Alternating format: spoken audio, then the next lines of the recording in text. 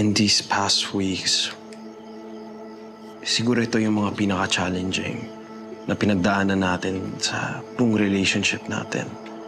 These past weeks, nakita ko kung gaano ka ka-passionate para gawin yung tama. Kung gaano ka compassionate para sa mga nangangailangan. At nakita ko rin kung gaano kalaki yung unconditional love mo para sa pamilya mo. And that's rare. That's what made me stay. That's what made me fall in love with you even more.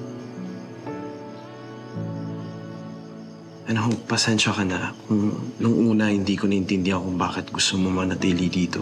Pasensya na naging makulit ako para umuwi na agad sa Maynila.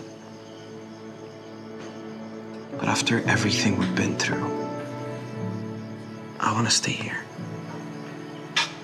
I wanna do everything I can to be here with you. Okay? Hindi mo alam kung gaano ko kailangan marinig lahat ng yan, Basta. Salamat.